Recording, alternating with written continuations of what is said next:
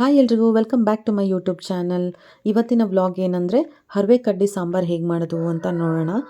Haraway ಸೊಪ್ಪು ನಿಮ್ಮೆಲ್ರಿಗೂ ಗೊತ್ತಿರುತ್ತೆ. ಅದ್ರದ್ದು ದಂಟು ದಪ್ಪದೇನಾದರೂ ಸಿಕ್ಕಿದ್ರೆ ಈ ಥರ ಸಾಂಬಾರು ಮಾಡ್ತಾರೆ.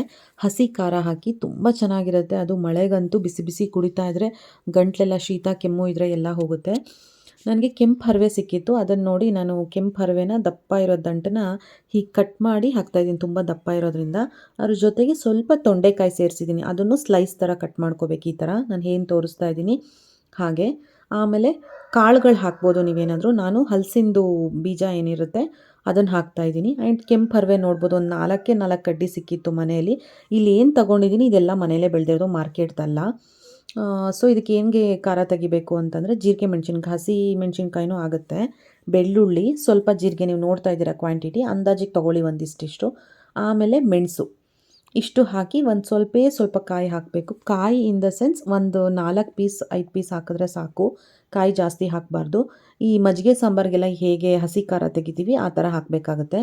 ಒಂದು ಸ್ವಲ್ಪ ಹುಳಿ, ಹುಣಸೆ ಹಣ್ಣಾದರೂ ಆಗುತ್ತೆ, ಏನು ಹುಳಿ ನೀವು ಬಳಸಿದ್ರೂ ನಡೆಯುತ್ತೆ. ನಾನು ವಾಟೆ ಹುಳಿ ಸ್ವಲ್ಪ ಹಾಕ್ತಾಯಿದ್ದೀನಿ ಟೇಸ್ಟ್ಗೆ.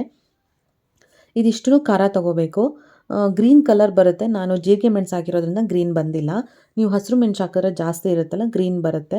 ಸೊ ಆ ಸೊಪ್ಪನ್ನ ನೀರು ಹಾಕಿ ಬೇಯಿಸಿರ್ತೀವಿ ಉಪ್ಪಲ್ಲಿ. ಸ್ವಲ್ಪ ಕೆಂಪು ಹರವೆ ಇದ್ದಿದ್ದರಿಂದ ರೆಡ್ ಬಂದಿದೆ. ಅದು ಚೆನ್ನಾಗಿ ಬೆಂದ ಮೇಲೆ ಅದಕ್ಕೆ ಖಾರ ಹಾಕಬೇಕು. ಒಂದು 3/4 ಅಂಶ ಬೆಂದ ಮೇಲೆ ಖಾರ ಏನು ತೆಗೆದಿರ್ತೀವಿ ಅದನ್ನು ಹಾಕಬೇಕು. ಅದು ಹಾಕಿ ಚೆನ್ನಾಗಿ ಕುದೀತಾ ಇದೆ ಅಂತ ಅನ್ನುವಾಗ ಒಗ್ಗರಣೆಗೆ ಒಂಚೂರು ಆಯಿಲು, ಯಾವ ಆಯಿಲ್ ಬೇಕಾದ್ರೂ ತೊಗೋಬೋದು. ನಾನು ಕೊಬ್ಬರಿ ಎಣ್ಣೆ ತೊಗೊಂಡಿದ್ದೀನಿ. ಸ್ವಲ್ಪ ಸಾಸಿವೆ, ಬೆಳ್ಳುಳ್ಳಿ, ಮೆಣಸಿನ್ಕಾಯಿ, ಕರಿಬೇವು. ಒಗ್ಗರಣೆಗೆ ನೀವು ನಾರ್ಮಲ್ ಏನು ಮಾಡ್ತೀರಾ ಅದೇನೆ, ಅದಕ್ಕೆ ಹಾಕ್ಬಿಟ್ಟು ಮುಚ್ಚಿಬಿಟ್ರೆ ಆಯಿತು.